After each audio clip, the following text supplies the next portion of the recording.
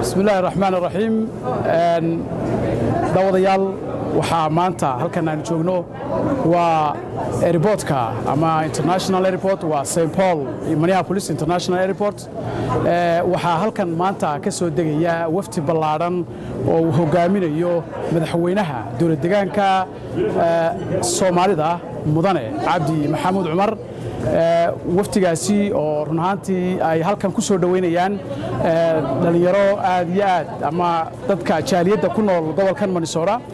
iyo dad kale oo ka kala yimid isteedada kala duwan ee dalkan Mareykanka halkan ayaad ku arkaysaa markaa dadkii oo safan oo iyagu markaasi sugaya sidee u soo dhaweyn lahaayeen waftiga dowlad deegaanka Soomaalida ee uu hormuudka u yahay madaxweyne Cabdi Maxamuud Cumar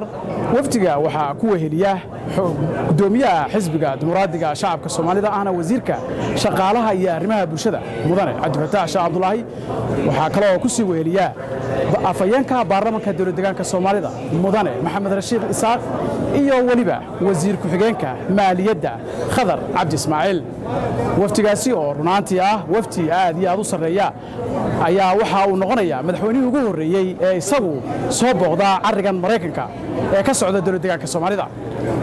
daawadayaal halkan ayaad ku arkaysaan markaasi dadkii oo soo dhaweynaya jaaliyadda oo si ballaaran iyagu u soo dhaweeyay abaabulkana ay soo abaabuleen guddi gaar ah oo ah guddi farsamo oo runaantii shaqadan qabanayay muddo hadda laga joogo hal bil waa kan dhalinyartii oo iyagu soo dhaweynaya madaxweynaha markaasi ayaa waftiga ayaa halkan lagu soo dhaweynayaa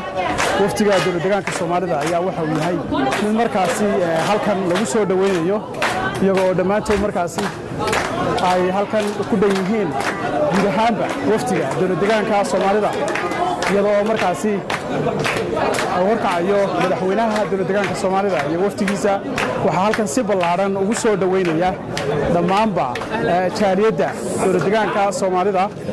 iyagu markaasi ku dhaqan deegaankan aynu ku noolahay ayaa halkan ku soo dhaweynaya aad iyo aad aftax مريض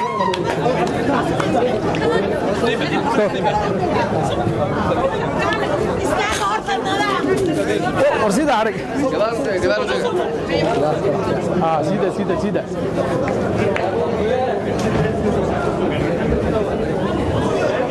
hadda waxaad arkaysaan madaxweynihii oo ay salaamayaan gabdhaha iyagoo halkan safan soo dhaweynaya madaxweynaha iyadoo markaasi madaxweynaha ay ku soo dhaweynayaan dhammaanba jaaliyadda deegaanka Soomaalida ayaa halkan ayaa loogu soo dhaweynayaa madaxweynaha iyo waftigiisa dhammaanba jaaliyadda dowlad deegaanka Soomaalida oo iyagu markaasi halkan diyaarka ugu ah inay soo dhaweeyaan madaxweynaha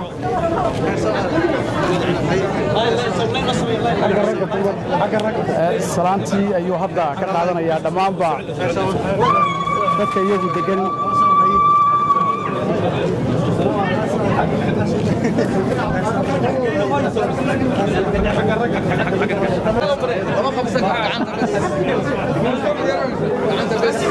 ورجتك بس سوق بيها طبعا